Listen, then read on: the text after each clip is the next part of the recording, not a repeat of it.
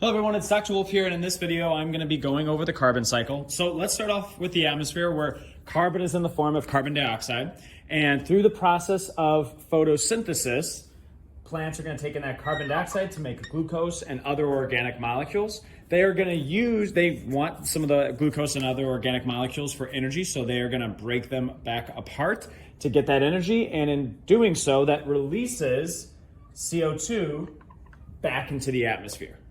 All right. Now, another thing that plants will do is they have these organic molecules, they have carbon, but they don't have nitrogen.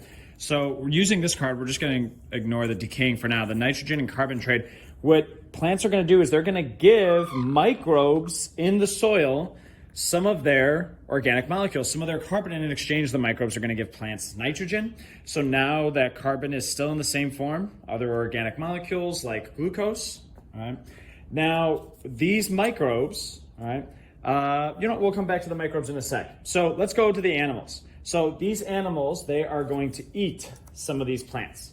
Right? They're essentially stealing some of their organic molecules, some of their carbon, and so we're still in the same form of carbon, glucose, and other organic molecules. And animals do this because they need energy to survive. And when they do cellular respiration to get energy, they release carbon dioxide, and carbon goes back into the atmosphere.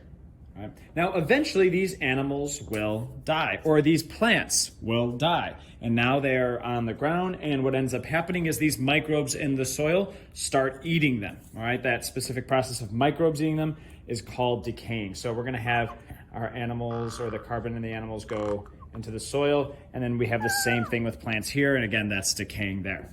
All right. So what the microbes are doing is, just like animals eat plants, the microbes are eating the dead animals and the plants. And why would they do that? Well, they need energy to live. So they are, to get energy, just like plants and animals, are going to do cellular respiration, and they're going to release carbon dioxide back into the atmosphere as well. All right.